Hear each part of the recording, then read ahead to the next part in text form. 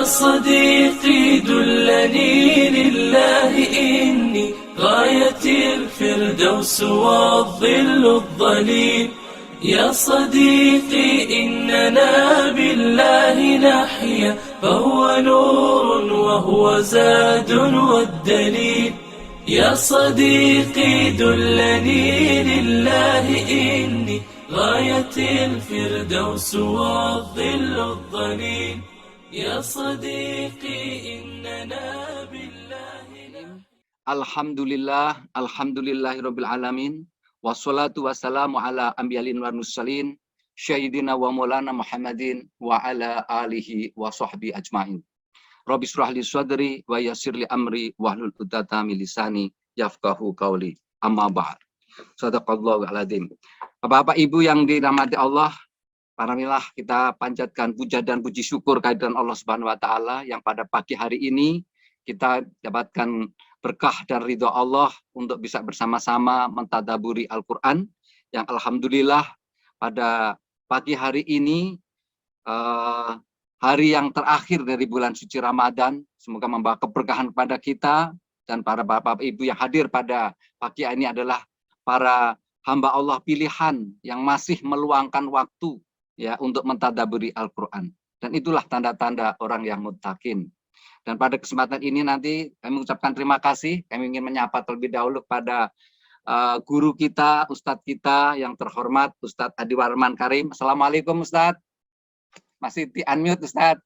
Suaranya masih belum bunyi. Ya.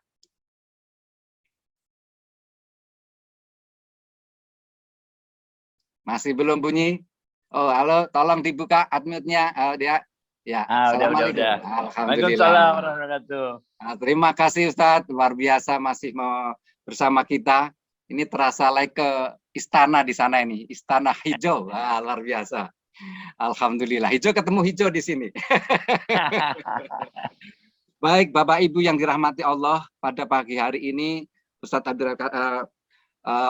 Adi Warman akan memberikan tausiahnya dengan judul 4 jenis rezeki. Ya, dan beliau sudah mempersiapkan teaching material.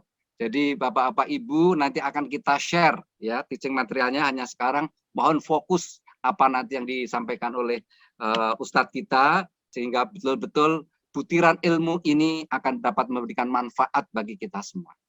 Baik, sebelum kita mulai, ada bagusnya mohonkan keberkahan ini untuk dibuka dengan doa Ustadz Adi Warman sehingga kita dapat mengikutinya dengan baik. Kami persilakan Ustadz. Baik, bismillahirrahmanirrahim. Raditu billahi rabba wa bil islami dina wa bi Muhammadin nabiyyan wa rasula. Rabbi zidni ilman warzuqni fahma. Mudah-mudahan Allah memberikan kemudahan bagi kita untuk memahami ilmu-ilmu Allah. Mudah-mudahan Allah memberkahi ilmu yang kita dapatkan. Mudah-mudahan Allah berkahi hari terakhir Ramadan kita ini. Mudah-mudahan Allah memasukkan kita ke dalam golongan orang-orang yang digugurkan semua dosa-dosanya. Amin, amin, amin. Allah memasukkan golongan orang-orang yang mendapatkan malam Lailatul Qadar. Masih Maha Pemurah memasukkan kita ke dalam golongan orang-orang yang mendapat kemenangan. Amin, amin. Besok hari. Baik, terima kasih Ustadz. Kami persilahkan untuk bisa mulai membawakan tausiahnya pada pagi hari ini. Waktu dan tempat kami persilahkan. Baik, terima kasih banyak Pak Edi dan seluruh rekan-rekan pejuang subuh Masjid Raya Pondok Indah. Bismillahirrahmanirrahim. Alhamdulillahirabbil alamin. Allahumma shalli ala Muhammad wa ala ali Muhammad. Bapak-bapak, ibu-ibu sekalian, Allah, kita di sesi pertama dulu udah pernah membahas tentang 8 pintu rezeki. Ya, ada rezeki yang sudah dijamin, ada rezeki karena nikah, rezeki karena anak dan sebagainya. Ada 8 waktu itu. Itu kita bicara mengenai 8 pintu rezeki yang ada di dalam Al-Quran. Waktu itu kita semua merujuk pada ayat-ayat yang ada di dalam Al-Quran. Kajian pada hari ini kita akan sedikit berbeda. Oke. Karena kajian pada pagi hari ini kita akan membahas tentang 4 jenis rezeki yang dirumuskan oleh para ulama tasawuf. Benar ya?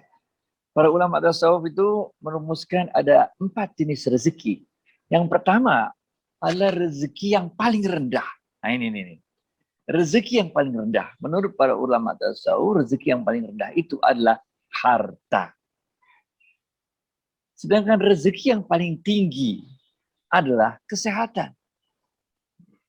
Sedangkan yang ketiga, rezeki yang paling utama adalah anak yang soleh, soleha. Dan yang keempat adalah rezeki yang paling patut kita syukuri adalah husnul khotimah. Jadi pada kajian pada pagi hari ini, kita ingin menjelaskan bahwa rezeki itu bukan sekedar uang, bukan sekedar harta. Seringkali kalau kita dengar rezeki, otak kita itu uang, harta.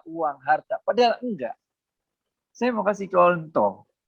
Waktu dulu saya mau sekolah ke Amerika, benar ya? Saya mau sekolah ke sekolah yang top lah di Amerika waktu itu. Nggak punya uang. Ayah saya udah meninggal beberapa. Waktu saya tingkat 2 di IPB, ayah saya meninggal dunia, benar ya. Setelah itu ibu melanjutkan tanggung jawab tersebut. Dan ibu nggak kerja. Ini hebat nih, benar nggak? Hebat nih, benar nggak?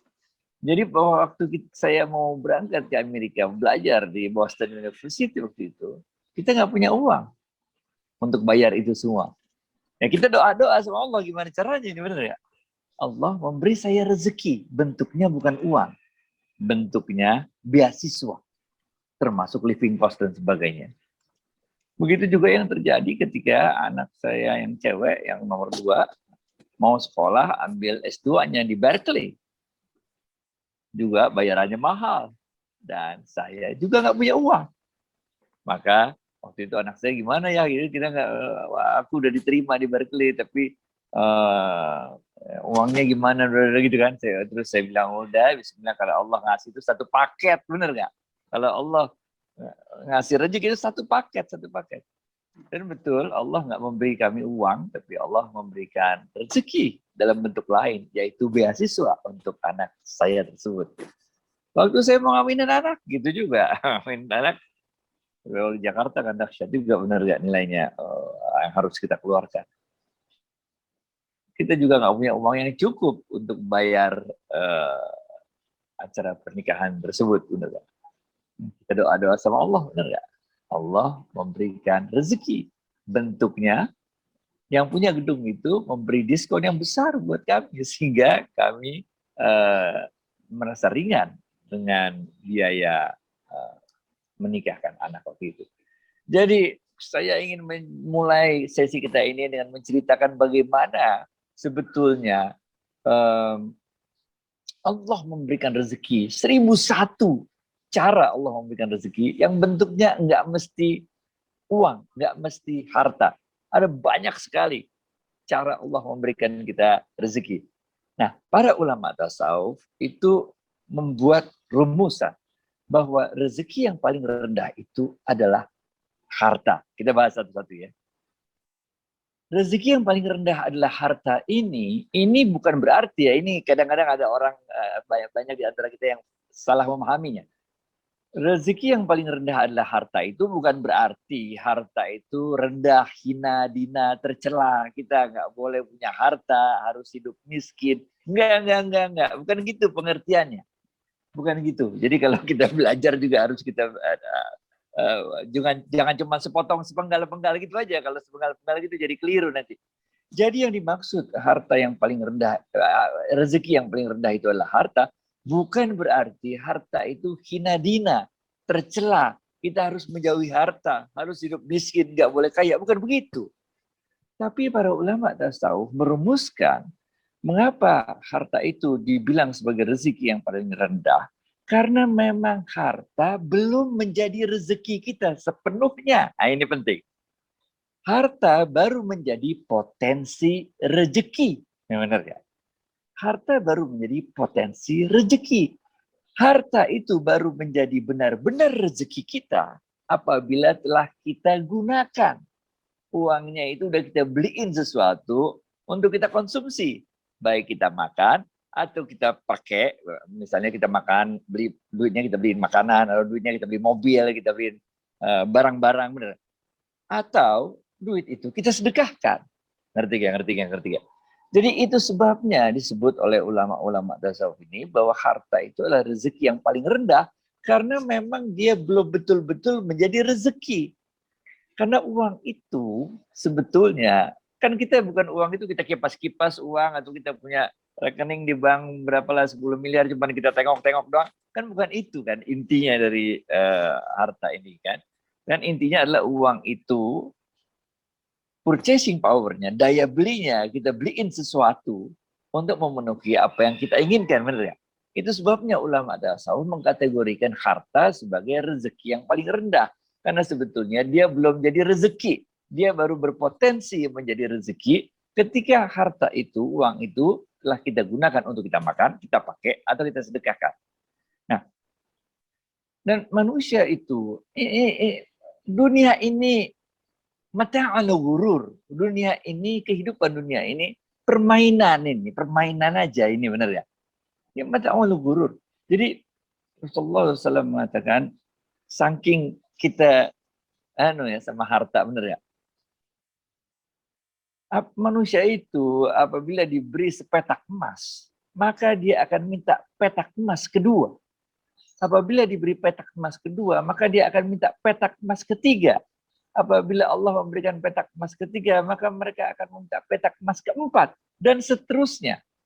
Sampai kemudian mulutnya penuh dengan tanah. Artinya sampai dia meninggal dunia. Artinya apa? Kalau dalam ilmu ekonomi namanya unlimited wants. Kalau bahasa ekonominya benar. Tapi kalau bahasa Rasulullah SAW, kalau bahasa hadisnya itu, inilah manusia yang nggak pernah bisa terpuaskan. Ingat gak waktu pembahasan kita beberapa saat yang lalu, definisi tidak berkah harta itu. Definisi tidak berkah harta di dalam hadis Bukhari disebutkan adalah seperti orang yang makan tapi nggak pernah kenyang. Makan tapi nggak kenyang. Nah, ini dia. Kita udah minta dapat emas 1 petak, minta 2 petak, 2 petak minta 3 petak, 3 petak minta 4 petak, terus begitu. Nah, dalam sebuah hadis lain diriwayatkan oleh Ahmad dan Imam Muslim disebutkan hadis dari Abdullah bin Syahir radhiyallahu an bahwa Rasulullah SAW pernah mengatakan manusia itu selalu mengatakan hartaku, hartaku, seakan-akan harta itu udah jadi rezeki kita. Benar ya?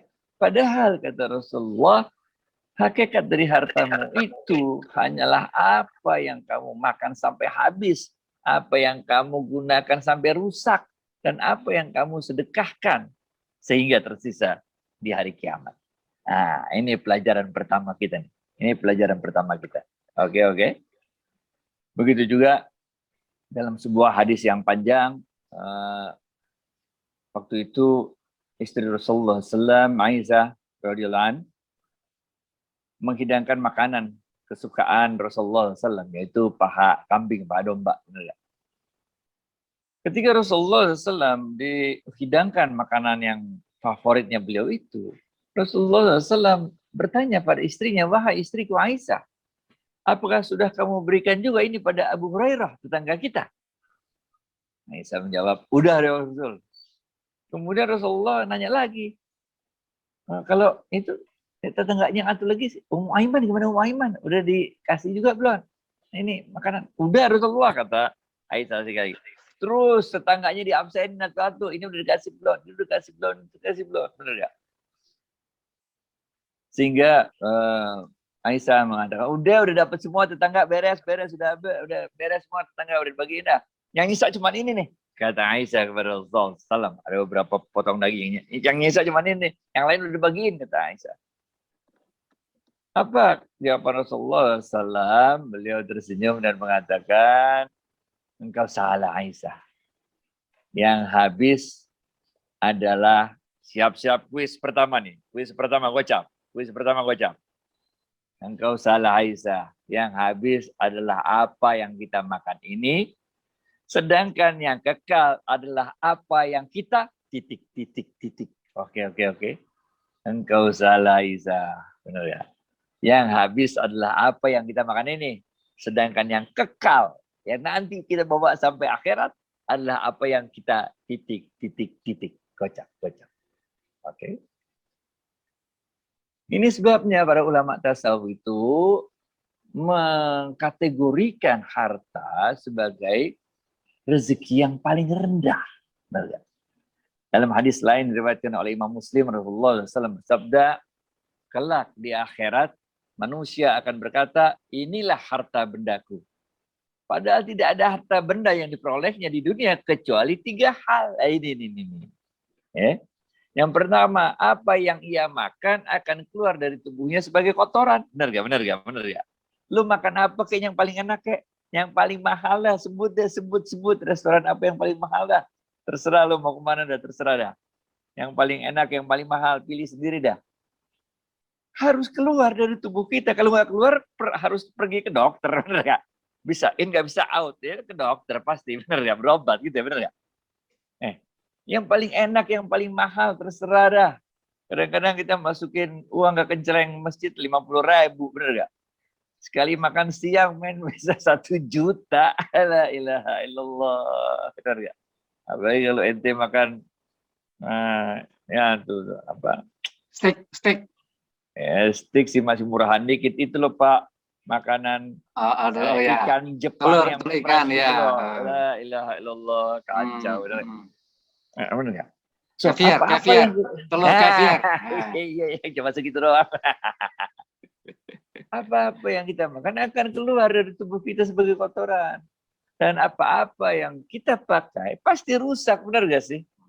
Tiap 5 tahun kita ganti mobil, kira-kira gitu benar gak? Ya atau terserah lah berapa lah. TV juga kan kadang-kadang bisa rusak. Bohlam lampu kan bisa mati, benar gak? Dan ketiga, apa-apa yang disedekahkan, dia akan menjadi kebaikan yang titik sampai akhirat. Benar. Oke. Baca. Dan apa-apa yang disedekahkan, dia akan menjadi kebaikan yang titik sampai akhirat. Oke. Paham ya. Jadi sekali lagi, para ulama tasawuf merumuskan bahwa rezeki yang paling rendah adalah harta. Bukan karena harta itu tercela, bukan karena harta itu hina dina, bukan karena oleh karena itu kita harus menjauhi harta, kita harus hidup miskin, nggak boleh hidup kaya, bukan. Nah, tapi dia dikategorikan sebagai rezeki yang paling rendah karena sebetulnya dia belum menjadi sepenuhnya rezeki, dia baru menjadi potensi rezeki.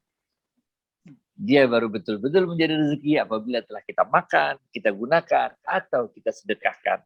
Kalau yang kita makan keluar jadi kotoran, yang kita pakai pasti akan rusak, tapi yang kita sedekahkan, inilah yang akan kekal sampai akhirat nanti. Baik, sekarang kita masuk pada yang kedua. Para ulama tasawuf juga merumuskan bahwa rezeki yang paling tinggi, kalau tadi paling rendah nih, harta. Tapi rezeki yang paling tinggi adalah kesehatan. Rasulullah SAW bersabda, riwayat Bukhari, Tirmizi juga ada, Ibnu Majah ada, bahwa 2 kenikmatan yang sering kita lupakan oleh kebanyakan manusia adalah kesehatan dan waktu luang. Ini masalah, men. Selama ini kita cuek banget, nggak pernah bersyukur sama kesehatan yang Allah berikan pada kita, benar nggak? Begitu ada COVID, baru ente ngerti bagaimana tuh mahalnya harga kesehatan, benar nggak? Pergi nggak boleh, kemana-mana harus pakai masker, benar nggak? Udah dah pokoknya dah. Ponakan saya pernah kena COVID, udah seru dah pokoknya, benar nggak? Jadi biaya yang muncul untuk kita mendapatkan kembali kesehatan kita itu luar biasa. Padahal kita sekarang napas tenang-tenang aja, nggak pakai tabung oksigen, bener nggak? Nggak bayar, men. Kagak pernah kita ngitung nih. Coba kalau ente udah sakit, pakai tabung oksigen, men. Dihitung berapa biayanya, bener nggak? Udah kagak enak lagi, ada gitu-gituan, bener nggak? Sekarang ini begini, lebih bebas gitu aja, bener nggak? Saya ini punya penyakit asma nih, bener nggak? Itu kalau lagi sakit asmanya kambuh, waduh ya Allah, berasa banget enaknya orang itu pegang asma, bener nggak? Kemana-mana saya harus bawa itu inhaler, semprot, bener nggak? Waktu bagi orang yang punya asma kayak saya, kalau datang asmanya dan itu inhalernya nggak ada di tangan, itu panik, men. Panik itu. Gimana ini, bagaimana? Kalau ada inhaler kita semprot. Tapi kalau nggak ada inhaler kita panik tuh, langsung ke apotik, langsung kadang-kadang kita belum bayar, pokoknya buka semprot aja dulu. Bener. Jadi ini kadang-kadang kita lupa, kita lalai bahwa kesehatan itu adalah suatu hal yang luar biasa, rezeki diberikan Allah kepada kita, dan juga waktu luang. Dalam hadis lain, Rasulullah SAW, riwayat Al-Hakim dan sebagainya, ini mengatakan, manfaatkanlah 5 hal sebelum datang 5 hal, kata Rasulullah SAW. Siap-siap wajib lagi, siap-siap wajib. Pertama, manfaatkanlah waktu mudamu sebelum datang waktu tuamu. Oke? Selagi muda, men. Ini saya udah 57, men. Benar gak? Dulu mah pemain bola saya, Indonesia muda dulu, benar gak? Karena udah nggak bisa. Ini Achilles tendon kanan udah putus. Mau main bola apa lagi, benar gak? Nggak bisa, benar gak? Manfaatkanlah masa sehatmu sebelum datang masa sakitmu. Kalau udah sakit bisa apa, Pak? Udah tegletak, bener gak? Selagi sehat, lu manfaatin baik-baik dah. Kalau udah sakit mau ngapain? Ya Allah, bener gak? Yang ketiga, manfaatkanlah masa kayamu sebelum datang masa miskinmu, bener. Namanya juga hidup up and down, bener gak? Kadang kaya, kadang miskin, bener gak? Orang aja yang ngelihatnya kaya terus, padahal mah kagak. Apa banyak kita lihat orang sekarang, bener gak? Ada yang dulu kaya luar biasa, habis itu miskin. Dulu kalau di jalan apa namanya itu, jalan apa ya, Pakubuwono apa sebelah sana tuh ada rumah gede banget dulu, zaman dulu tuh, bener gak? Sekarang jadi apartemen Pakubuwono, bener gak? Itu segede-gedenya yang sekarang ada apartemen berapa tower itu, dulu satu rumah yang punya satu orang itu gelo gak tuh? Orang kaya raya zaman Bung Karno dulu, gelo itu, bener gak? Sekarang jadi apartemen, bener ya? Udah, apartemen berapa biji tuh, bener ya? Kemudian beliau jual, pindah ke depan tim, bener ya? Jadi kekayaan tuh nggak kekal, men. Orang bisa kaya, bisa miskin, bisa kaya, bisa miskin. Yang miskin juga jangan sedih hati, tenang aja, men. Bentar lagi juga ente kaya, bener gak? Kayak gitu, bener ya, bener ya. Oke. Dan yang keempat adalah manfaatkanlah masa luangmu sebelum datang masa sibukmu. Bener gak? Nah kalau kita udah sibuk, waduh, ini saya mau lebaran ini kan. Saya bilang sama teman-teman ini, asisten rumah tangga, jangan nunggu sampai H-1 baru kita pontang-panting sibuk, bener ya? Siap-siap dari sekarang, ini bagaimana, ini naruh di mana, ininya, mana freezer, apa mana, semuanya siap-siap dari sekarang. Jangan pas malam takbiran baru semua pontang-panting segala macam, bener ya? Nah, ini jadi yang kelima adalah siap-siap nih, ini kuis yang kelima nih. Manfaatkanlah sebaik-baiknya masa hidupmu sebelum datang titik. Oke. Manfaatkanlah sebaik-baiknya masa hidupmu sebelum datang masa titik. Oke. Nah, inilah kita manfaatkan sebaik-baiknya. Itu sebabnya para ulama tasawuf merumuskan bahwa rezeki yang paling tinggi itu adalah kesehatan. Dalam hadis lain disebutkan, riwayat Tirmizi dan Ibnu Majah, dan tidaklah anak Adam itu memenuhi wadah yang lebih buruk dari perut. Cukup baginya beberapa suapan untuk menegakkan tulang punggungnya. Apabila tidak mampu, maka sepertiganya untuk makanannya, sepertiganya untuk minumnya, sepertiga untuk nafasnya. Coba kita pikirin dah, emang sih kita puasa, siapa juga ngerti puasa lapar, bener gak? Siapa juga ngerti puasa aus, bener gak? Udah ngerti kita itu, bener gak? Cuman ya gitu, kalau buka puasa yang tenang aja dah buka puasa. Kayak ada yang mau ngerebut makanan kita aja, bener gak? Semua ente hajar. Kan masih panjang. Kalau ente buka puasa jam 6 tidur kira-kira jam 10, ada 4 jam. Bisa makan tenang-tenang, bener gak? Potong sholat tarawih dah, boleh dah. Ini kita makan jeblet, habis itu kita pening dah. Duduk aja bener, nih nonton TV. Pasang AC, tenang-tenang, bener gak? Mau sholat maghrib juga, ya Allah kan maha tahu. Ya Allah maha tahu, bener gak? Jamak kosong, jamak kosong lagi sama Isa, bener gak? Nah ini, ya. Jadi ini adalah yang disebut oleh para ulama tasawuf, rezeki yang paling tinggi adalah kesehatan. Ente kaya tapi sakit, mengapain coba? Bener gak? Kaya sakit ya, duit ente habis berobat, bener gak? Kalaupun duit ente kaya banget sehingga duitnya kagak habis buat berobat, ya ente bagaimana nikmatinnya? Mau jalan-jalan kemana? Jalan-jalan ke Bali, ente juga bingung nikmatinnya, bener gak? Ke Jogja, ente udah bingung, bener gak?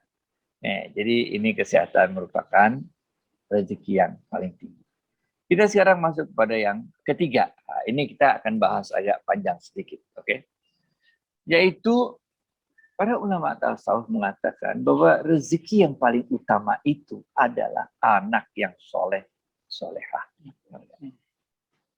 Udah jangan takut punya anak banyak, takut bagaimana, mau punya anak aja takut. Dah, kalau bayangin nggak sih, bayangin nggak apa lu bisa hidup di dunia, apa bisa muncul ke dunia ini kalau orang tua kita takut punya anak. Coba dah, coba.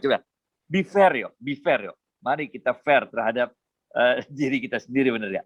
Nah kalau orang tua kita dulu takut punya anak, ya kita kagak lahir, bener gak? Ente mah curang banget jadi orang. Lahir mau, ngelahirin kagak mau, bagaimana? Coba dah. Coba deh, bener gak? Fair gak sih? Bener gak? Kan agak-agak egois dikit, bener gak? Lu mau lahir, bener gak? Lu ngelahirin kagak mau, bener gak? Bagaimana? Coba bayangin dulu orang tua ente kagak mau ngelahirin, bener gak? Kagak lahir lu, bener gak? Kagak lihat dunia, bener gak? Coba dah. Ini sebabnya Allah mengatakan dalam surat Al-Isra ayat 31, dan janganlah kamu membunuh anak-anakmu. Artinya itu membunuh anak-anakmu bisa aborsi, bisa segala macam ya. Karena takut miskin. Kamilah yang memberi rezeki kepada anak-anakmu. Dan kami juga yang memberi rezeki padamu. La ilaha illallah. Rezeki kita aja Allah yang beri, benar gak?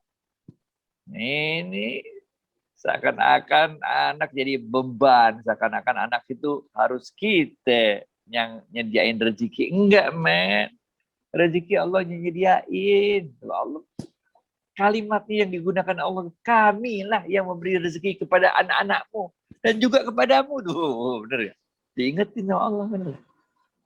Udah, malah kalau ada anak itu, tiap orang itu, tiap manusia itu, tiap anak itu udah ada rezekinya dari Allah, men. Udah ada rezekinya.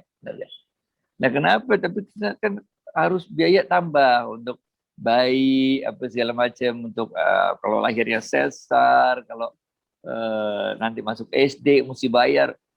Sekarang SD masuk berapa kemarin ya? 40 juta apa? Gimana? Gelok juga itu.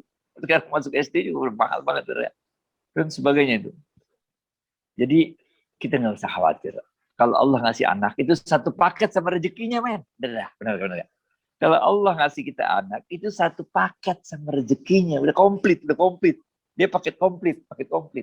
Kayak ente kalau makan terus sekalian udah ada minumnya, benar ya? Ya kalau ada minum kalau ada makan gak ada minumnya kan repot kita makan, benar. Itu sebabnya juga dalam sebuah hadis diriwayatkan oleh Imam Ahmad dan Ibnu Hibban disebutkan Rasulullah SAW mengatakan, nikahilah perempuan yang penyayang. Penyayangnya artinya penyayang kepada suaminya, benar gak? Juga penyayang kepada keluarganya, benar gak? Pada anak-anaknya. Dan dapat mempunyai banyak anak. Karena sesungguhnya aku akan bangga dengan sebab banyaknya kamu di hadapan para nabi nanti di hari kiamat.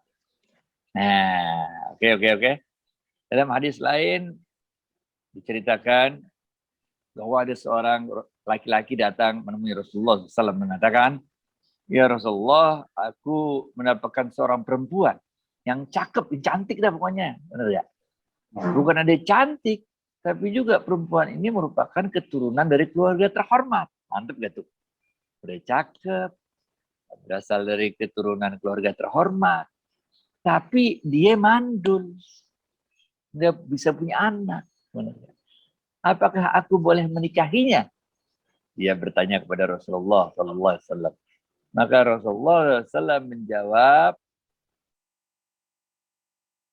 jangan dah, kata Rasulullah SAW. Benar gak?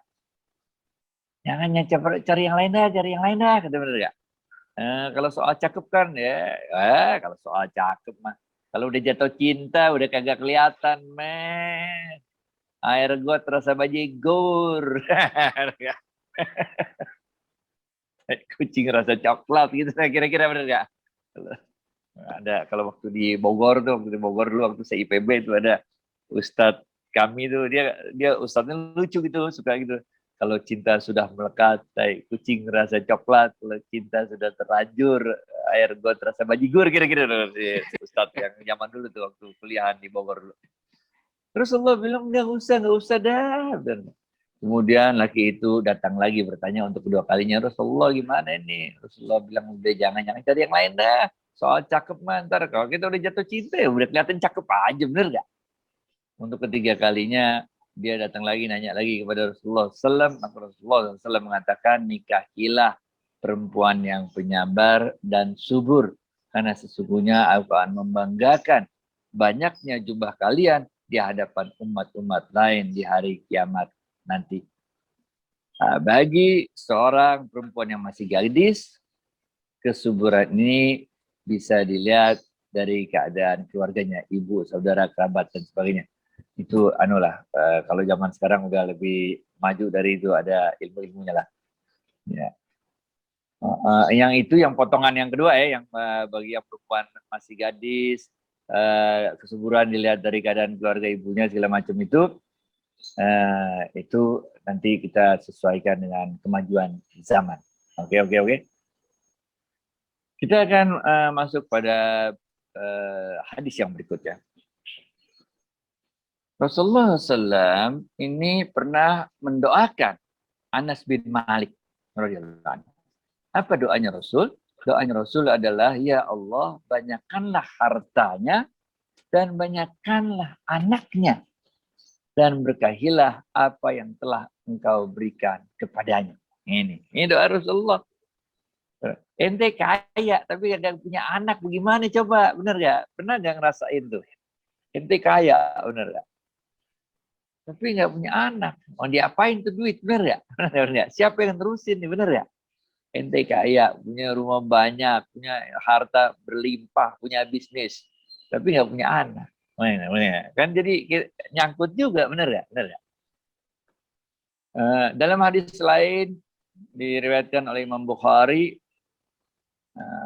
bahwa Rasulullah SAW mendoakannya, ya Allah, banyakkanlah harta dan anaknya, panjangkanlah umurnya, dan ampunkanlah dia. Benar. Jadi ini 4 sekaligus.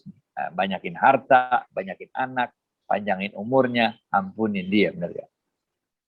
Dalam hadis lain diriwayatkan oleh Imam Hakim, disebutkan siapa yang menghafal Al-Quran, mengkaji Al-Quran, mengamalkan Al-Quran, maka Allah akan memberikan mahkota bagi kedua orang tuanya dari cahaya yang terangnya seperti matahari. Dan kedua orang tuanya akan diberi 2 pakaian yang tidak bisa dinilai dengan dunia. Kemudian kedua orang tuanya bertanya, ini jadi orang tuanya udah meninggal ceritanya, benar nggak?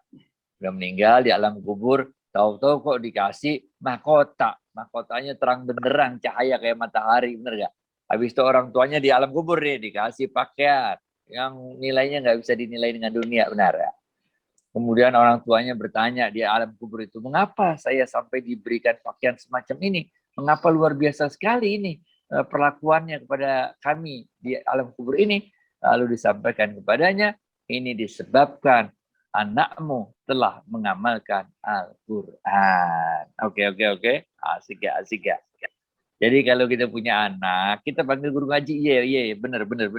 Tapi adalah dikit-dikit kita ajarin baca apa kayak Qul Huwallahu Ahad kayak, atau kita ajarin kalau makan pakai tangan kanan ya nak. Kalau makan baca bismillah dulu ya nak. Ya, hal-hal kecil, hal-hal kecil. Tapi itu berarti dia sudah mengamalkan ajaran-ajaran yang diajarkan oleh Allah dan Rasulnya ini. Nah ini insya Allah.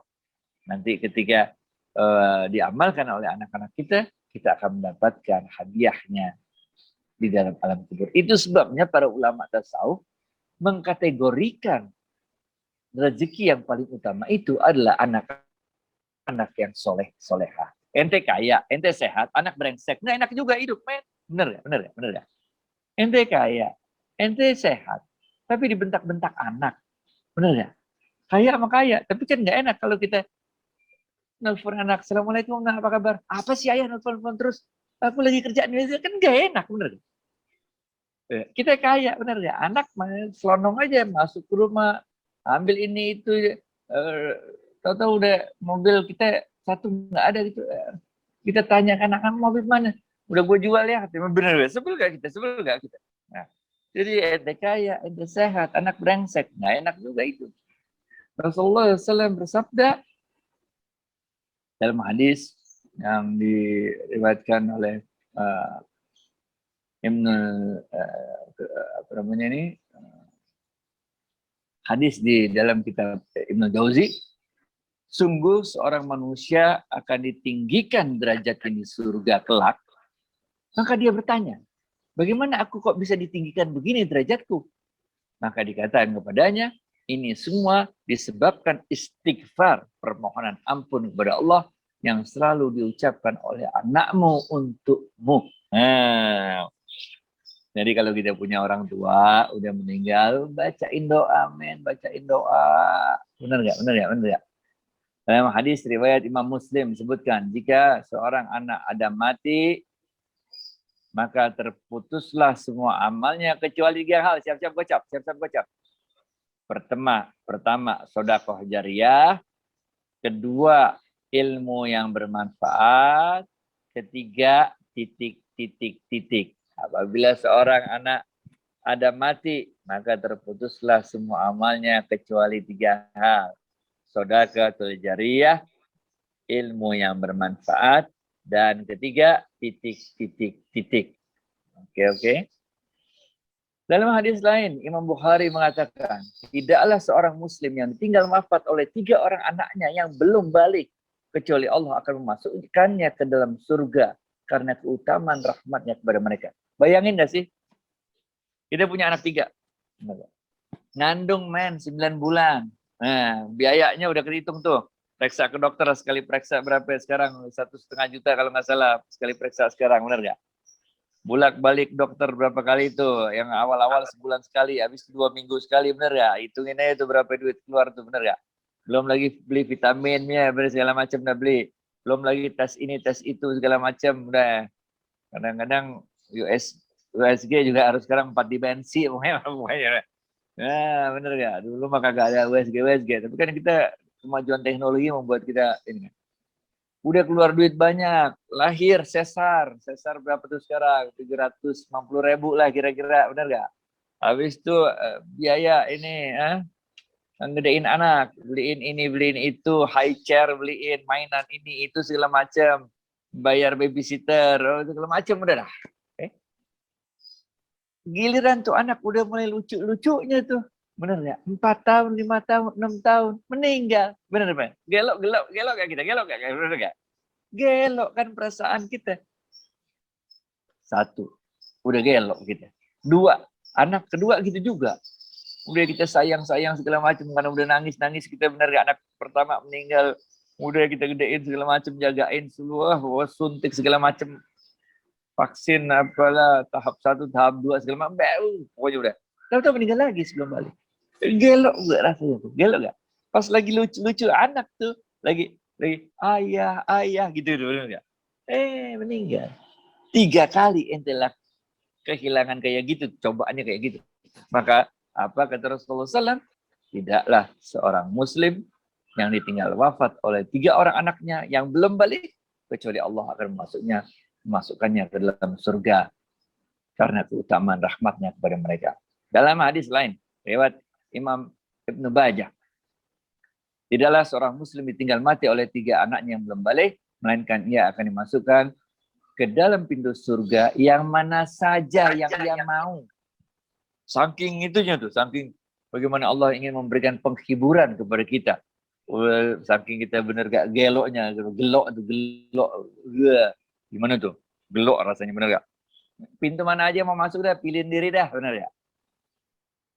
Rasulullah SAW dalam sebuah hadis yang diriwayatkan oleh Imam Bukhari dan Muslim mengatakan, mengajarkan kita sebuah doa yang bunyinya, wahai Allah, sesungguhnya aku berlindung kepadamu dari cobaan yang meletihkan, dari tertimpa celaka, dari serangan musuh, dan dari ketentuan yang buruk. Nah, perintah ini kan bunyinya begitu. Kemudian Imam Ibnu Katsir menceritakan, ada seorang yang mengadu pada Ibrahim bin Adam, ulama generasi tabi'in. Karena anaknya banyak. Jadi orang anaknya banyak dia ngeluh. Susah nih, bener gak? Ngurus anak banyak, bener gak? Iya, kita ada juga tuh WA viral itu yang bener gak? Yang anak kembar sampai 6 apa berapa waktu itu yang dipakein ganti popoknya satu lari ditangkap lagi, seru dah belum? Ketika orang ini mengeluh, apa dikatakan? Oh, dia mengeluh nih anak banyak bagaimana, anak banyak bagaimana? Maka dijawab oleh Imam Ibnu Katsir, anakmu yang rezekinya tidak ditanggung Allah, bawa sini dah. Benar ya? Baru orang ini sadar, mana ada anak yang rezekinya nggak ditanggung oleh Allah, benar ya? Alah, hewan melata aja ditanggung rezekinya sama Allah. Mana mungkin ada anak kagak ditanggung rezekinya oleh Allah, benar ya? Benar ya? Dari Anas radhiyallahu anhu bahwa Rasulullah SAW bersabda, seorang anak yang disembelihkan akikah, diberi nama dan dibersihkan dari kotoran yang membahayakan pada usia 7 hari. Benar ya? Apabila telah sampai usia 6 tahun, didiklah. Apabila telah sampai usia 9 tahun, pisahkan tempat tidurnya. Apabila telah sampai usia 13 tahun, telah melaksanakan sholat. Dan apabila telah sampai umur 16 tahun, nikahkanlah. Lalu pegang tangannya dan katakan, sungguh telah aku didik engkau dan telah aku beri ilmu dan telah aku nikahkan engkau, maka aku berlindung kepada Allah dari fitnah di dunia dan azabmu di akhirat. Ini hadis nggak usah nanya-nanya lagi ntar ya, kenapa 16 tahun menikahkan, nggak usah lah. Ini kan lain, ininya bener gak? Konteksnya beda ya. Kita ambil esensi message dari hadis tersebut. Dari Ibnu Umar radhiyallahu anhu, Rasulullah SAW bersabda, manusia yang paling dicintai Allah adalah mereka yang paling memberikan manfaat bagi manusia lain. Khairun nas anfa'uhum linnas. Kadang-kadang kita bacanya cuma sepotong doang. Tapi ada lanjutannya, adapun amalan yang paling dicintai Allah adalah membuat muslim lain bahagia, mengangkat kesusahan orang lain, membayarkan utangnya, atau menghilangkan rasa laparnya. The best feeling of happiness is when you are happy because you have made someone else happy. Benar ya? Kebahagiaan kita itu, kebahagiaan yang paling tinggi itu, perasaan yang paling tinggi itu, paling nyaman itu, bahagianya itu, ketika kita berhasil membuat orang lain happy. Apalagi kalau orang lain itu adalah anak kita. Bayangin gak sih, ngelahirin bayi, sangkain enak apa benar ya? Itu kan sakit. Kadang-kadang kalau anak pertama bukaan 1 sampai bukaan itu ya sampai bisa 2 hari. Benar gak? Diinjus lagi, diapain, melahirkan sakit, benar gak? Gedein, masuk SD, anak mah senang banyak temannya. Nah kita mikirin duit bayar 40 juta. Lulus SD, masuk SMP, anak mah senang, benar gak? Lah kita pening. Dia lulus SD, senang. Lah kita pening, mesti cari sekolah lagi, bayar uang pangkal lagi. Lulus SMP, anak senang. Jalan-jalan sama temannya rame-rame, bener gak? Happy-happy, lulus. Lah kita pening, nyariin SMA, lulus SMA. Pakai pilok salah, jerat-jerat segala macam. Malam perpisahan lah segala macam, bener gak? Dia senang. Nah, kita pening lagi nyariin dia universitas. Bayar lagi. Benar nggak? Oh, mesti cadangan lah ini segala macam. Lulus universitas, dia happy lagi, benar nggak? Nah, kita pening lagi bantuin nyariin dia kerja, benar nggak? Dapat kerja, paling kerja setahun 2 tahun dah kerja, benar nggak? Habis itu dia mau kawin, benar nggak? Ya anak happy, dapat calon bini. Nah kita pening lagi, bayarin nikahannya berapa sih sekarang mah? Miliar mah kalau di Jakarta, benar nggak? Untung ada COVID. Jadi nggak bisa ngundang rame-rame, benar nggak? Kalau enggak kan berapa ini? Oh, gitu temennya banyak, benar kira-kira, benar nggak? Jadi udah nikah, kita pening lagi. Dia beliin kita dia rumah, beliin dia mobil, benar nggak?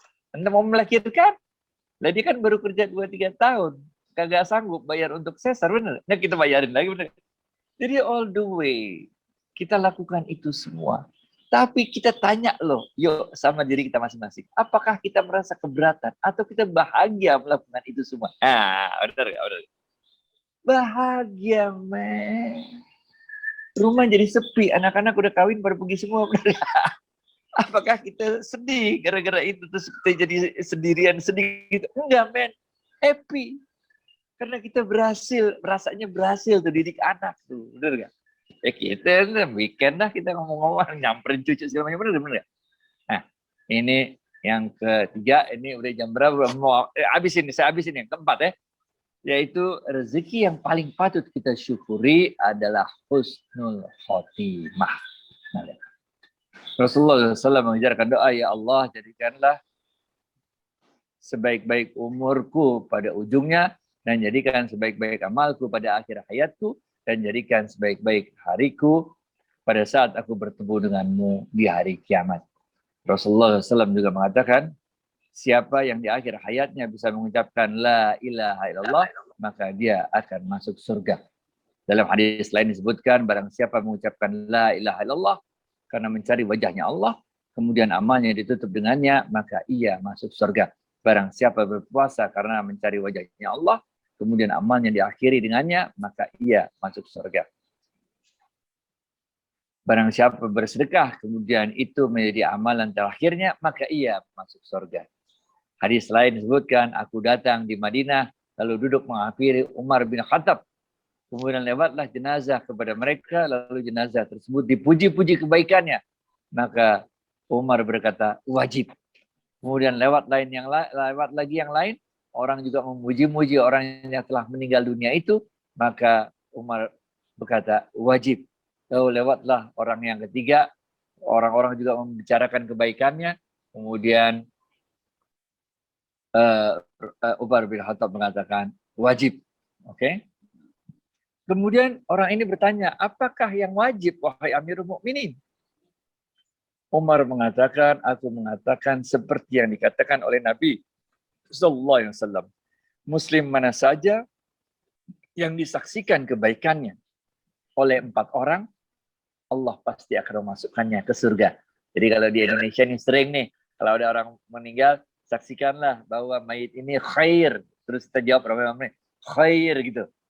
Sampai 3 kali itu, saksikanlah bahwa mayit ini khair, jawab rame-rame khair, saksikanlah bahwa mayit ini khair gitu. Khair gitu. Ini nih hadis, dalilnya ini hadis ini. Lalu berkata, bagaimana kalau 3 orang? Ya Amirul Mukminin. Umar bin Khattab mengatakan, iya 3 orang sama juga dah. Lalu bagaimana kalau 2 orang katanya? 2 orang sama juga lah. Tapi kemudian kami tidak bertanya pada beliau tentang bagaimana kalau 1 orang. Jadi Bapak Ibu sekalian, saya akhiri sampai di sini aja penjelasannya. Mudah-mudahan sedikit banyaknya. Ini udah jam 6:30, kita akhiri aja. Jadi kami persilakan, back to you Pak Eri. Baik, terima kasih Ustadz, luar biasa tausiahnya. Jadi kita benar-benar tersentak pagi hari ini. Ya, satu rezeki yang sangat luar biasa yang kita dapatkan. Yang pertama tadi rezeki harta, rezeki kesehatan, rezeki anak, dan yang utama adalah rezeki husnul khotimah, ya, yang tiada terbeli. Baik, terima kasih. Sebelum kami lanjutkan dengan sesi tanya jawab, luar biasa ini lebih dari 200 jamaah Ustadz, alhamdulillah, dalam dan luar negeri yang mengikuti tausiah Ustadz Adi Warman.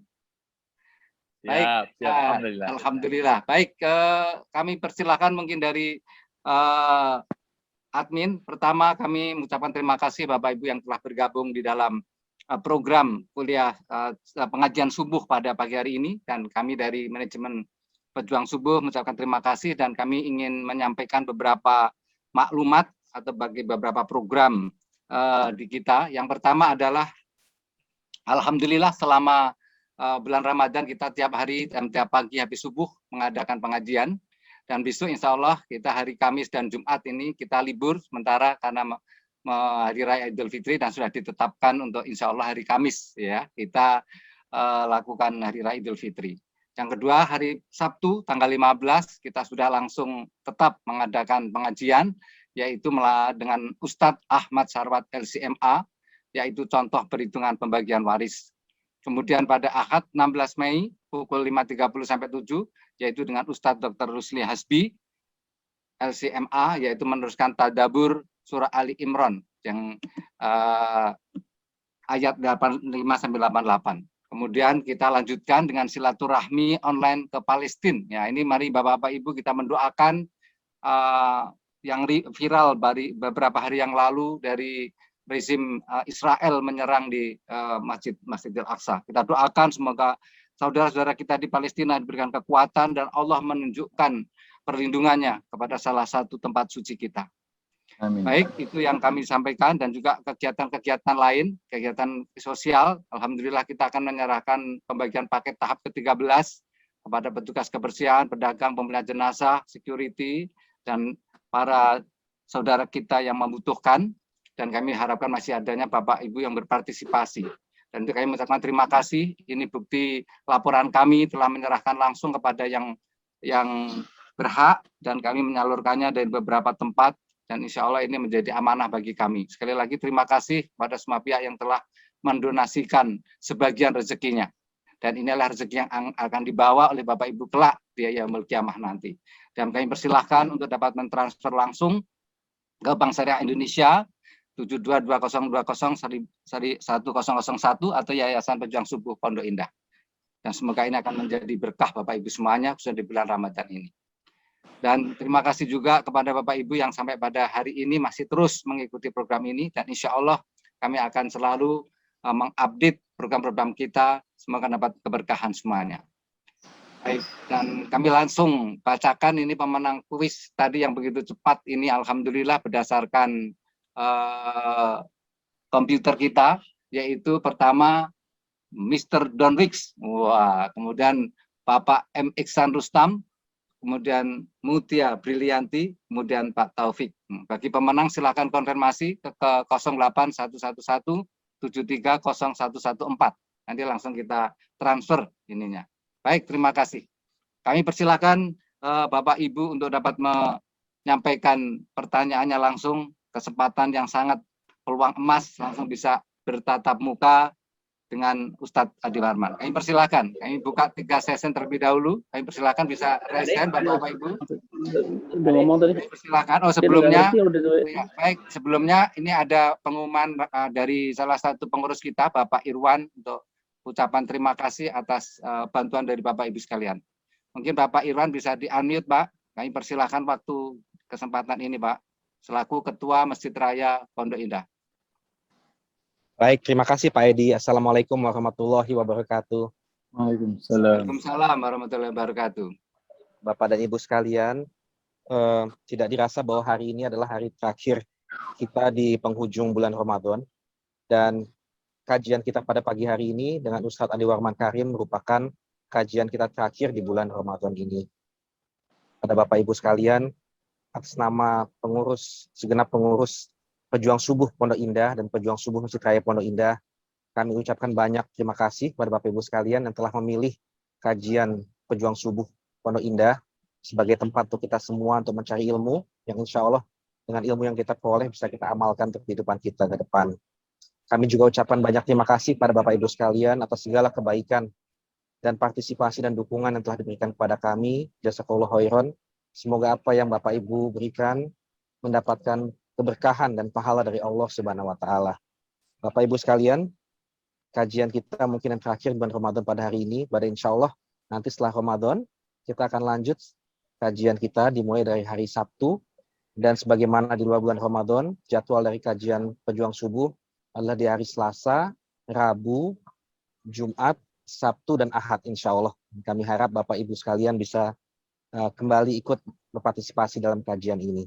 Mungkin demikian dari kami, dari pengurus Pejuang Supondo Indah. Kami juga ucapkan banyak terima kasih kepada teman-teman pengurus di Pejuang Subuh, dari koordinator bagian dakwah, Pak Asril.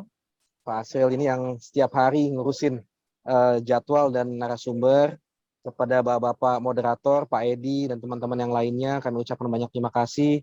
Teman-teman IT, Pak Agung dan timnya, Pak Sahidin, Pak Didi, dan teman-teman lain yang saya tidak sebutkan satu persatu. Semoga dedikasi dan sumbangsi dari Bapak Ibu sekalian mendapatkan keridhaan dari Allah Subhanahu wa Ta'ala. Amin ya Rabbal Alamin. Bapak Ibu sekalian, hari ini hari yang terakhir. Kami mengajak kita sama-sama untuk memaksimalkan hari terakhir ini untuk beribadah sebaik mungkin kepada Allah. Kita beristighfar, semoga di ujung Ramadan ini kita semua mendapatkan ampunan dari Allah Subhanahu wa Ta'ala. Semoga semua amal ibadah kita diterima oleh Allah Subhanahu wa Ta'ala, dan semoga kita kembali fitrah bersih lagi sebagaimana Allah menjanjikan bagi mereka yang benar-benar beribadah, berpuasa untuk Allah semata, mendapatkan ampunan dari Allah Subhanahu wa Ta'ala. Dan besok kita selebrasi dengan Idul Fitri besok. Insyaallah, Id Mubarak. Assalamualaikum warahmatullahi wabarakatuh. Terima kasih Pak Edi. Waalaikumsalam warahmatullahi wabarakatuh. Terima kasih Pak Irwan, Ketua dari Masjid Raya Pondok Indah. Baik, kami persilahkan kepada Bapak Ibu yang ingin mengajukan pertanyaan. Kami persilahkan untuk raise hand. Kami catat 3 peserta terlebih dahulu. Kami persilahkan. Silakan Bapak-Bapak Ibu. Jadi beberapa rezeki. Tadi ada di chatting, saya bacakan salah satu ini tadi. Bismillahirrahmanirrahim. Assalamualaikum Ustadz. Izin bertanya. Mendapatkan orang tua yang sakit itu katanya termasuk rezeki.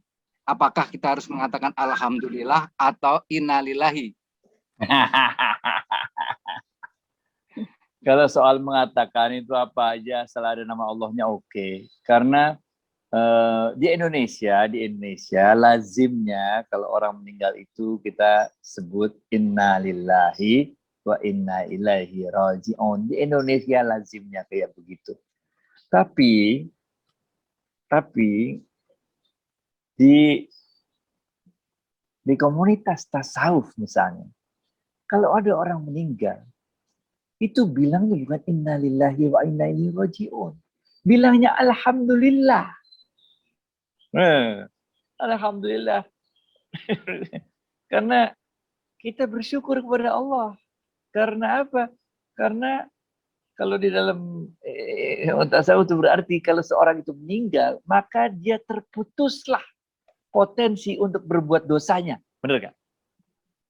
Juga disebut alhamdulillah karena Allah mengatakan ya ayat Tuhan nafsul mutmainnah irji'i ila rabbiki radiyatan mardiyah fadkhuli ibadi fad'uni jannati. Karena kalau kita mau ketemu Allah ya harus mati dulu, benar enggak? Ini. Oleh karena itu kalau ada orang sakit ya kalau di Indonesia konteksnya kita jangan bilang alhamdulillah, disangkain kita ngenyek, benar enggak? Disangkain kita ngenyek. Orang ketabrak alhamdulillah, karena kan kita mensyukuri alhamdulillah lu kena tabrak lu, bener gak gitu? Jangan. Jadi kita harus sesuaikan juga dengan kebiasaan yang lazim berlaku di sini, bahwa ente juga belajar tasawuf dan sebagainya dalam hati aja lah, bener gak? Jangan masa orang sakit alhamdulillah lu sakit ya, yang lama sakitnya akan kacau kayak gitu, bener gak? Tenang aja men, sakit itu menggugurkan dosa. Coba lu sendiri yang ngerasain sakit, enak aja ngomong, bener gak? Jadi kita harus juga inilah, kata dalam ilmu fikih namanya al-adatul muhakkamah. Nah, adat istiadat setempat itu harus kita perhatikan juga, karena ada beda-bedanya lah kalau di tiap culture ada bedanya. Back to you Pak Edi. Baik, terima kasih. Satu lagi pertanyaan yang dari chat ini dari Ustadz, yaitu kaitan dengan rezeki anak. Ustadz mau tanya bahwa surga itu ada di telapak ibu. Namun ada ibu yang tidak memberikan kasih sayangnya, tidak melakukan pilih kasih, dan bahkan membuang anaknya dan tidak menyayangi anaknya. Apakah itu ada surga di telapak kaki ibu?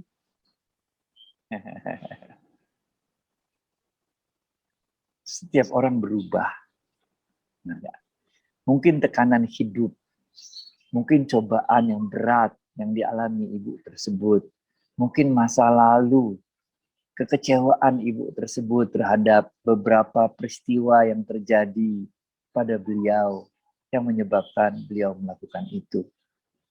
Tapi bahwa kita bisa lahir aja, itu menunjukkan kasih sayang seorang ibu. Benar. Kalau enggak kan ente udah diaborsi. Benar ya? Iya gak? Kan kalau enggak dia mah digeletakin aja sama dia di mana tong sampah, benar nggak? Benar ya. Jadi kesulitan hidup, tekanan hidup, peristiwa-peristiwa masa lalu yang menekan pikiran seorang ibu, bisa jadi beliau itu melakukan hal-hal yang tadi kita telah sebutkan. Tapi bagaimanapun beliau adalah ibu kita yang telah bersedia. Jangan ngomong mengandung lah, dari awal aja dah.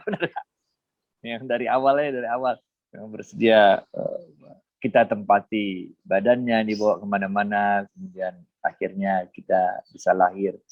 Bahwa terserah lahir karena ada macam-macam lah ceritanya. Semua orang punya cerita hidupnya masing-masing, yang kalau dibuatin drakor dibuatin novel, ceritanya pasti seru semua.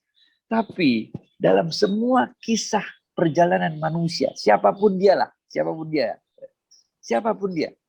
dalam setiap kisah perjalanan manusia, kita bisa melihat tanda-tanda kebesaran Allah. Siapapun dia, mau agama apa juga, benar. Tapi kalau kita perhatiin jalan hidup seseorang itu, kalau udah kita lewatin jalan hidup itu, kita perhatiin, itu pasti ada tanda-tanda kebesaran Allah.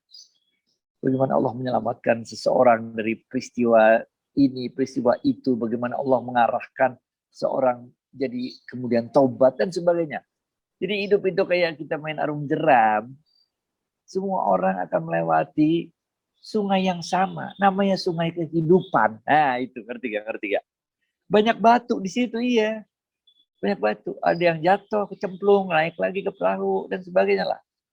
Kita jalanin terus aja, terus birrul walidain, terus kita berbakti kepada orang tua kita. Suka nggak suka, dia orang tua kita. Jadi dari sel telur beliaulah dan sperma ayah kita lah kita akhirnya muncul ke dunia ini. Waktu ingat gak pelajaran kita yang pertama bahwa ada dua jenis takdir. Takdir yang pertama namanya takdir mutlakon. Pahala kita untuk takdir mutlakon adalah ketika kita redho menerima takdir tersebut. Takdir mutlakon cuma dikit, dan salah satu di antara yang dikit itu adalah kita tidak bisa milih siapa orang tua kita. Nah, jadi itu takdir mutlakon. Terima aja, redho aja, benar ya? Nah, dan jenis takdir yang kedua adalah takdir ikhtiari. Takdir ikhtiari itu adalah takdir yang harus diikhtiarkan. Ada dua pahalanya. Pertama adalah pahala ketika kita ikhtiarnya, dan kedua pahala ketika kita redho menerima apapun takdir Allah. Lihat. Setiap orang punya cobaan, men. Ada yang dicoba sama Allah di bidang kesehatan, ada yang dicoba sama Allah di bidang keuangan, ada yang dicoba sama Allah di bidang orang tua yang nyebelin misalnya gitu. Ada yang dicoba sama Allah dengan kakak atau adik yang nyebelin gitu. Ada yang coba oleh Allah dengan macam-macam. Semua orang punya cobaannya masing-masing. Bahkan level Nabi sekalipun, ada yang dicoba dengan mempunyai istri yang nyebelin. Ada Nabi yang dicoba punya anak nyebelin. Benar ya? Level Nabi, men. Benar ya? Semua dicoba, punya cobaannya masing-masing. Rasulullah SAW sampai akhir hayatnya beliau nggak punya anak laki-laki, men. Nah, orang pengen banget punya anak laki. Jadi semua orang itu ada bagiannya. Allah Maha Adil. Semua kita punya bagian-bagiannya, benar ya? Oke? So, disitulah kita saling menguatkan. Wa tawassaw bil haqqi, wa tawassaw bis sabr, benar ya? Saling menguatkan, saling memberi penghiburan, saling memberi kesabaran. Insyaallah. Back to you, Pak Edi. Baik, terima kasih. Ini yang satu kali terakhir yang di teks ini Ustadz, satu. Tadi berkaitan dengan hadis yang mengatakan beranak banyak. Ada beberapa pendapat ulama, pengertian anak banyak itu plural, yaitu lebih daripada satu. Kaitannya dengan program pemerintah saat ini juga untuk kebaikan keluarga tersebut. Mohon pencerahan Ustadz. Nah, setuju. Itu juga udah takdir Allah juga. Terputus-putus Ustadz suaranya. Oh, putus-putus. Maaf. Kenapa internetnya kali ya? Ya, jadi apa namanya? Apa tadi pertanyaannya? Oh, anak banyak. Ya. Setuju. Itu juga udah ditakdirin Allah. Anak ente berapa? Tenang aja, men. Kadang-kadang ada yang model begitu, yang kelupaan dikit aja jadi. Ada yang udah susah tahun-tahunan pakai bayi tabung segala, belum dapat juga, bener gak? Ya udah jalanin aja dah itu mah. Mau 1, mau 2, mau 3, 4 segala macam, oke dah, insyaallah. Oke. Baik, terima kasih. Kami akan meneruskan kepada yang raise hand. Mungkin persiapan Pak Sony. Kami persilakan Pak Sony Sumarsongko. Dibuka unmute Pak. Pertanyaan langsung. Syukron Pak Haji Edi. Assalamualaikum Pak Hadi Warman. Betul yang Ustadz tadi bilang, bahwasanya umumnya di negara kita ini begitu lihat orang kesusahan, khususnya melihat orang yang meninggal, lalu bendera kuning aja kita lihat ya, kita langsung bilang innalillahi wa inna ilaihi raji'un. Nah, dalam satu kajian online seperti ini, saya beberapa waktu yang lalu juga pernah dengar dari seorang Ustadz yang mengatakan, wabil khusus kalau ke anak kita, anak keturunan kita dipanggil Allah, kita ucapkan tidak lagi innalillahi wa inna ilaihi raji'un, melainkan alhamdulillah. Yang kita tahu alhamdulillah itu kan rasa bersyukur kepada Allah. Bagaimana mungkin kita mau tega melihat anak kita diambil malah kita bilang alhamdulillah gitu loh. Itu aja Ustaz. Makasih. Assalamualaikum. Iya, memang gini Pak, sebetulnya di dalam kaidah fikih itu ada yang bunyinya gini Pak, likulli maqam maqal walikulli maqal maqam. Sampaikanlah kepada orang perkataan yang sesuai dengan tingkat pemahamannya. Oke. Untuk orang level-level tertentu, Pak. Untuk orang level-level tertentu. Kita harus bisa mengatakan alhamdulillah ala kulli hal.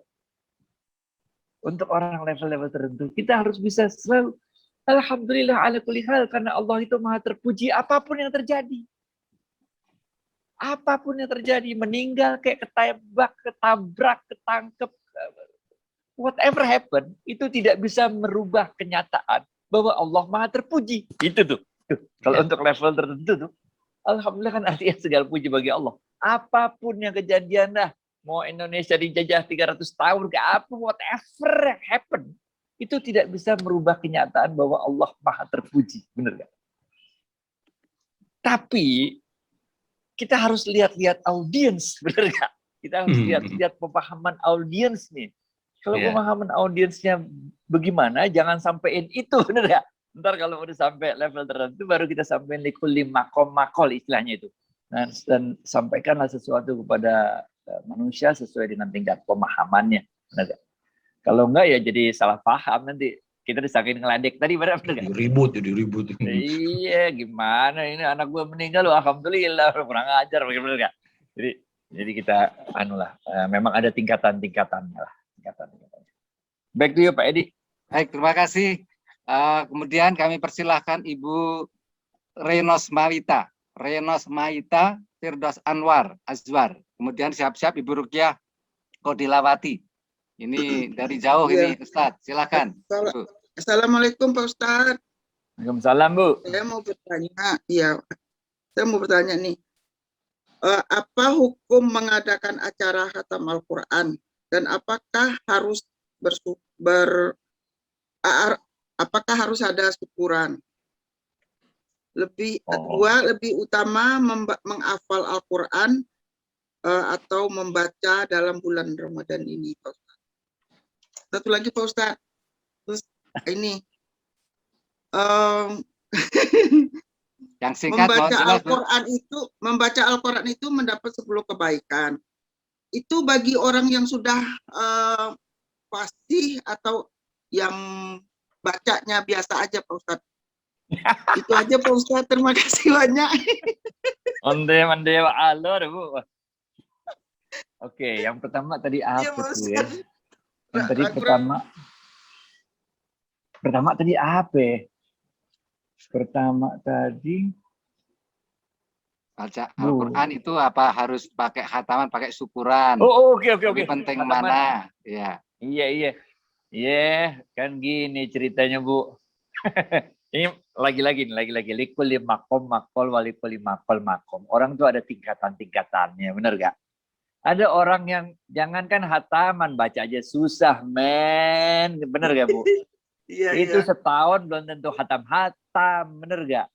Jadi karena dia susah banget hatamannya, setahun baru hatam, ya kita hibur hatinya, kita gedein hatinya, bener gak? Kita buat syukuran biar dia happy, biar dia bangga. Ternyata bisa juga hatam gitu. Lah kalau yang udah hatamannya hari-harian, bener gak? Udah bener gak? Bisa syukuran tiap bulan, bisa syukuran tiap minggu dong, bener gak? Karena dia udah lancar banget ya. Udah baca Quran terus. Jadi ada tingkatan-tingkatannya. Kita syukuran itu, khataman itu karena kita menggembirakan orang yang berusaha, yang telah melakukan effort yang luar biasa untuk menghatamkan Quran. Ini alhamdulillah. Dan sekaligus kalau di Indonesia itu syukuran kan bukan buat diri sendiri. Sekalian dia sodakoh, kan gitu. Nah, sodakoh ini kan mengundang barokahnya Allah. Selain sodakoh, dia ngumpulin orang-orang juga, bener gak? Berarti silaturahim. Banyak dapat pahalanya dah gitu, bener gak? Tapi kalau itu kita jadiin satu kesyaratan, bayangin aja, Bu, kalau orang yang seminggu sekali hatam, berapa dia keluar duit, bener gak? Syukuran terus setiap minggu, bener gak? Kira-kira gitu lah. Jadi kita ada tingkatan-tingkatannya, likul makom makol walikul makom, bener gak? Ya, namanya orang susah hataman setahun sekali ya kita rayain dah. Ya. Yang kedua apa tadi ya? Ya, lebih bagus mana hafalan dengan membaca Al-Quran? Likuli makol. Ada orang yang hataman berulang kali nggak hafal-hafal juga. Emang orang ada kemampuannya beda-beda. Dia kagak bisa ngafal, udah susah dah. Hataman mah hataman terus, tapi nggak bisa hafal. Ya buat orang yang kayak gitu ya udah ente emang bukan levelnya hafiz Quran gitu, bener nggak? Nggak semua orang bisa jadi hafiz Quran. Jangankan kita, di kalangan sahabat hidup barengan sama Rasul, men. Sahabat, tiap hari ketemu Rasul. Yang hafiz Quran juga nggak semuanya kan, bener nggak? Itu, jadi udah yang bisa hafiz Quran jadi hafiz, yang kagak sanggup ya kagak usah, baca aja Quran, bener gak? Kan nggak semua orang bisa jadi dokter, bener gak? Kan nggak semua orang bisa jadi insinyur, bener gak? Nggak semua orang juga bisa jadi tentara, jadi polisi. Ada bagian-bagiannya hidup, jangan ngeborong dah. Yang ketiga apa tadi ya? Yang ketiga adalah apakah yang mendapatkan pahala itu yang membacanya secara tartil atau yang terbata-bata? Yang terbata-bata malah lebih gelok lagi pahalanya, men. Oh, kalau gitu yang ya, udah, Pak. kalau yang udah lancar mah kagak ada effort, udah kayak baca koran aja, Bu, kayak buku. Udah hafal, men. Udah. Apalagi kalau kita baca Yasin, ya Allah, udah hafal banget, udah hatam gitu dah, baca Yasin udah. Nah, kalau yang belum, kan dia berarti kan effortnya, ya tak tuh, udah enggak? Oh, bacanya ya tak, bacanya terbata-bata, udah. Kadang-kadang nggak bisa baca tulisan Arabnya lagi, pakai bahasa tulisan Latin kan bingung bacanya Yasin, kan bener nggak? Bukan Yasin, Yasin, bener nggak? Kacau balau. Tapi semua itu effort itu semua dihargai dan diganjar oleh Allah dengan kebaikan yang berlipat ganda. Oke. Back to you, Pak Edi. Baik, terima kasih sekali, Ustaz. Kemudian Ibu Ruqyah, yang persilahkan Ibu. Di-unmute Ibu. Ibu Ruqyah Kodilawati. Iya, baik. Assalamualaikum warahmatullahi wabarakatuh. Pak Ustadz, Mas Waalaikumsalam. Sujono, Bapak Ibu semua. Oke. Alhamdulillah, terima kasih atas kesempatannya. Saya ada 2 pertanyaan ini Pak Ustadz. Yang pertama, tadi sebenarnya saya mau tanya, tapi dari Bapak udah menjawab mengenai jodoh Pak Ustadz ya. Kan kita tidak bisa tahu jodoh kita ini kan rahasia Allah. Kita tidak tahu selama pernikahan itu punya anak atau tidak. Ada yang bertahun-tahun yang tidak punya anak, alhamdulillah udah sekian tahun dapat. Jadi kayaknya tadi udah dapat jawabannya di takdir yang mutlasin ya Pak ya. Kita harus ridho. Nah, yang ingin saya tanyakan Pak, saat pilihan jodoh itu di awal, tadi Bapak katakan ada riwayat dari Rasulullah, kita udah tahu bahwa wanita itu dikatakan mandul, kita jangan menikahi gitu ya. Nah, yang saya tanyakan itu kita kan tidak tahu rahasia Allah itu bagaimana Pak Ustadz, apakah dia nanti dalam perjalanannya itu punya anak atau tidak. Jadi kalau itu maksudnya adil nggak? Itu yang pertama. Yang kedua, nah yang kedua Pak Ustadz, tadi kan dikatakan bahwa yang sampai nanti kalau sudah meninggal itu kan 3, sedekah jariah, ilmu bermanfaat, dan doa anak yang soleh. Nah itu kan di Al-Quran itu ada doa untuk ampunan bagi ibu bapak dan bagi kaum muslimin atau mukminin, seperti di Quran surat Ibrahim ayat 41, 71, 28, 59, 10. Ya ini saya tanyakan, bagaimana itu doa untuk kaum mukminin dan muslimin itu berlaku waktu mereka sudah meninggal atau sesama kita saat hidup? Makasih. Jazakallahu khairan. Wassalamualaikum warahmatullahi wabarakatuh. Waalaikumsalam. Lama-lama tambah susah aja pertanyaan. Masya Allah. Dokter. Yang menanyakan udah dokter. Gini Bu, kalau ada seorang wanita cantik, bener gak? Cakep dah, kayak Miss Universe dah, cakepnya bener gak? Bener gak? Dari keluarga orang baik-baik lagi, bener gak? Keluarga bagus, keluarga terhormat, bener gak? Siapa kayak Lady Di dari Lady Di misalnya, bener gak? Tapi kita tahu rahimnya udah diangkat. Ya, bagaimana? Rahimnya udah diangkat Bu, bagaimana dia bisa punya anak, bener gak? Nah ini maksudnya ini, bener Oh ya? itu maksudnya Pak ya, udah jelas-jelas ya.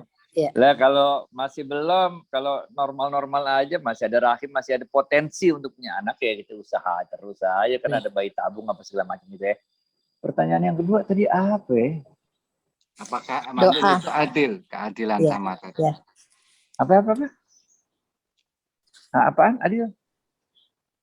Enggak, tadi udah terjawab kayaknya soal jelas ya mandul tadi memang udah jelas-jelas kayak udah nggak ada rahim, itu yang maksud dari udah mantap.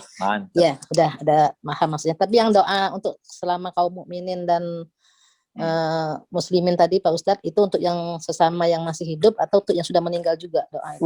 Kan kita baca doanya gini, Allahumma ighfir lil muslimina wal muslimat wal mu'minina wal mu'minat al ahya'i minhum wal amwat. Baik yang masih hidup maupun yang telah meninggal, benar enggak? Jadi ini kalau waktunya masih panjang, ntar lain kali lah saya ceritain. Kalau orang-orang yang udah meninggal itu, benar gak? Itu ruhnya itu diceritakan itu keluar dari alam kubur, lalu memungut makanan-makanan, memungut doa-doa yang bertebaran. Sehingga ada seorang yang bertanya, si ruh ini bertanya, kamu kok diam aja di alam kubur itu, nggak ikutan sama kami, ini mengutin kiriman-kiriman doa dari orang yang masih hidup. Orang yang nggak ikut mengutin, dia bilang, lah saya itu udah dikirimin doa terus sama anak-anak saya. Jadi saya nggak perlu mengutin doa-doa yang itu. Doa-doa yang apa? Itu Bu. Allah maghfir lil muslimina wal muslimat wal mu'minina wal mu'minat al ahya'i minhum wal amwat. Setiap kita baca doa itu kita baca doa buat semua orang Islam. Baik yang udah meninggal maupun yang masih hidup. Yang meninggal itulah yang membuat mereka itu nantinya jalan-jalan dari alam kuburnya mengutin doa-doa kita itu. Karena doanya kan untuk semua orang Islam yang udah meninggal maupun yang masih hidup. Oke. Baik itu ya Pak Edi. Baik, alhamdulillah. Terima kasih. Waktu yang memisahkan kita tinggal 5 menit. Apakah masih dibuka satu pertanyaan lagi, Ustadz? Boleh, yang gampang aja Pak, nanyanya. Banyak susah. Tapi kan nggak apa-apa, Ustadznya kan dokter profesor ini, alhamdulillah. Baik, mungkin satu lagi kesempatan ibu-ibu yang menyampaikan langsung. Ini tadi sebetulnya ada pertanyaan dari chatting atau kami persilakan yang masih langsung, ini banyak menunggu. Yang dari luar kota, luar negeri juga kami persilakan, kami buka kesempatan. Kalau ada dari Bapak Ibu Duta Besar, kami persilakan waktunya langsung bisa berdialog langsung dengan Ustadz kita, Ustadz Adi Warman Karim. Kami persilakan. Langsung di-unmute saja Pak, silakan. Mungkin Ibu Erni, mungkin silakan Ibu. Ini Persatuan Ketua Notaris, nah, luar biasa yang sangat aktif. Kami persilakan mungkin Bu Erni pertanyaannya. Di-unmute Ibu, silakan Ibu Erni.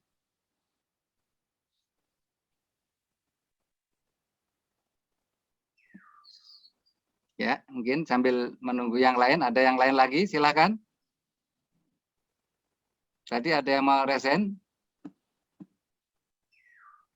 Atau kita bacakan yang dari chat tadi ini ada juga.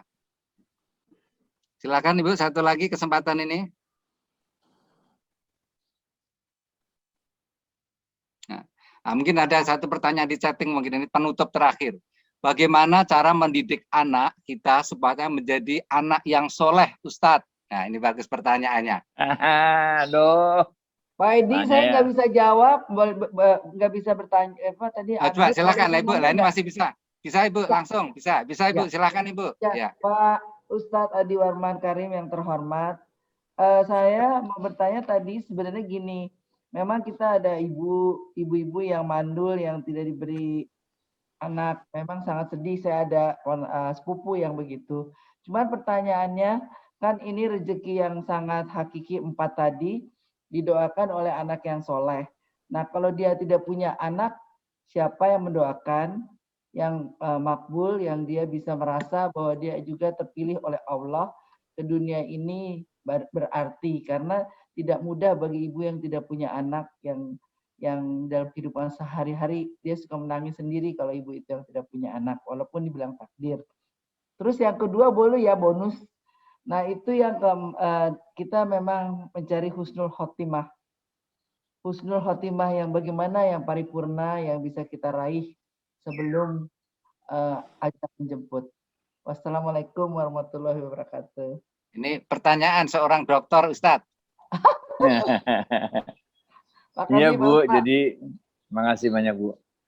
Iya Bu, semua orang ada jalan hidupnya sendiri-sendiri. Ada yang dikasih rezeki anak, ada yang enggak, benar enggak. Jadi dan lagi-lagi takdir ya. Bisa jadi orang diangkat rahimnya, tapi kalau cinta, kalau emang takdirnya kawin mah kawin. Itu mah Allah yang ngatur kalau soal jodoh, benar enggak? Nah, ada kadang-kadang dia udah bilang, saya udah terus terang nih, rahim saya udah diangkat karena gini-gini. Enggak apa-apa kata saya.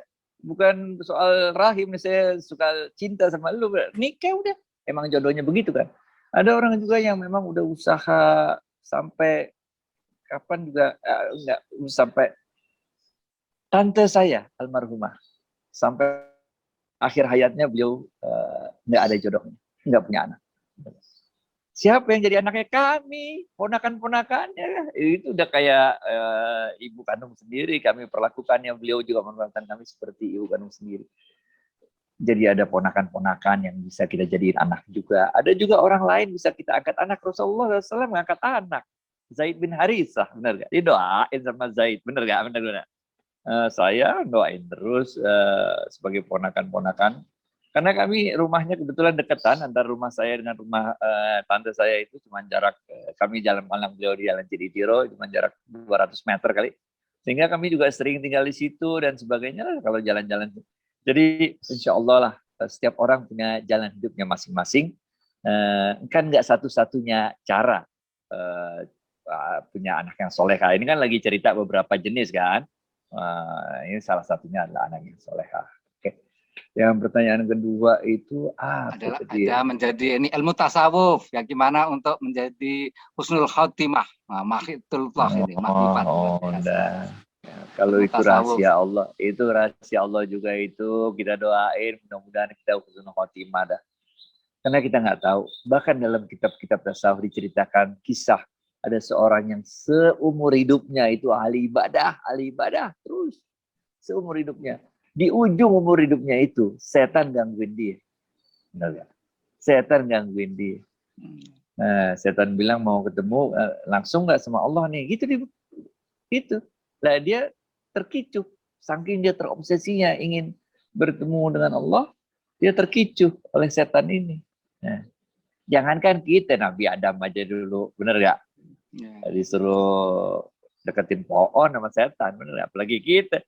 Kita kan umur paling berapa sih? 70 tahun meninggal, 90 tahun meninggal. Setan kan gak mati-mati dari dulu, bener gak? Dia udah paham banget kelakuan manusia kayak apa, bener gak? Mau kita pinternya kayak apa juga udah paham deh. Yang model kayak lu udah sering gua hadapin, kira-kira gitu setan, bener gak? Jadi dalam kisah tasawuf itu, kisah sufi itu di ujung penghabisan hayatnya, dia terkicuh dan dia enggak husnul khotimah. Jadi husnul khotimah ini makanya disebut adalah rezeki yang paling patut kita syukuri. Kita semua nggak tahu, saya nggak tahu, na'udzubillah min zalik, mudah-mudahan kita semua jangan ada yang su'ul khotimah, benar nggak? Kita semua minta sama Allah, mudah-mudahan kita semua husnul khotimah. Tapi kita juga nggak tahu, kita sekarang semua saya aja, kalaupun udah dicatat sama Allah untuk su'ul khotimah, kita semua doa, kita semua usaha yang terbaik, mudah-mudahan Allah rubah catatan takdir kita yang tadinya su'ul khotimah menjadi husnul khotimah karena melihat kegigihan kita mendekatkan diri kepada Allah. Jadi saya belum pernah meninggal, jadi belum tahu bagaimana. Tapi kita semua ada tuntunannya dari Al-Quran, tuntunannya dari Rasulullah SAW. Kita ikutin aja insya Allah lah. Insya Allah kita semua masuk ke dalam husnul khatimah. Man qala la ilaha illallah dakhalal jannah. Mudah-mudahan nanti ini semua kita ketemu lagi di tempat asal kita, yaitu surga Jannatul Na'im. Amin. Bapak Ibu sekalian, ini udah jam 7 nih. Luar biasa ya. Anak saya udah mau pergi ngantor nih, saya mesti Baik, terima kasih Ustadz, mohon, dan terima kasih, ini masih banyak sekali yang di chatting, mohon maaf karena keterbatasan waktu, Bapak Ibu tidak bisa kami sampaikan. Mungkin sebelum mengakhiri mohon bisa ditutup dengan doa Ustadz. Baik. Astaghfirullahaladzim.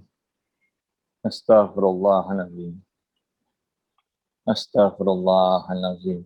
Allazi la ilaha illa huwal hayyul qayyum wa atubu ilaih. Min jami'il ma'asi wa dzunub wa la haula wa la quwwata illa billahil aliyyil azim. Rabbana ighfir lana dzunubana wa tub 'alaina innaka antat tawwabur rahim. Ya Allah, ya Aziz, ya Ghaffar. Ya Allah, ya Rahman, ya Rahim. Ya wasi'al maghfirah. Birahmatika ya arhamar rahimin. Yarhamna. Allahumma innaka afuwwun karim. Tuhibbul afwa fa'fu anna ya karim. Allahumma inna nas'aluka ridhaka wal jannah wa na'udzubika min sakhatika wan nar. Rabbana atina fid dunya hasanah wa fil akhirati hasanah wa qina adzaban nar. Wa sallallahu ala sayyidina Muhammad wa ala alihi wa sahbihi wasallam. Subhana rabbika rabbil izzati amma yasifun wa salamun alal mursalin. Walhamdulillahi rabbil alamin. Amin. Assalamualaikum warahmatullahi wabarakatuh. Waalaikumsalam warahmatullahi wabarakatuh. Sebelum mengakhiri, kami atas nama Manajemen Pejuang Subuh Masjid Raya Pondok Indah mengaturkan selamat Hari Raya, mohon maaf lahir dan batin. Terima kasih Ustadz Abdurrahman, terima kasih Adi Warman. Kita akhiri dengan kalimat masjid. Subhanakallahumma wa bihamdika asyhadu an la ilaha illa anta astaghfiruka wa atubu ilaik. Terima kasih. Wabillahi taufik wal hidayah. Wassalamualaikum warahmatullahi wabarakatuh.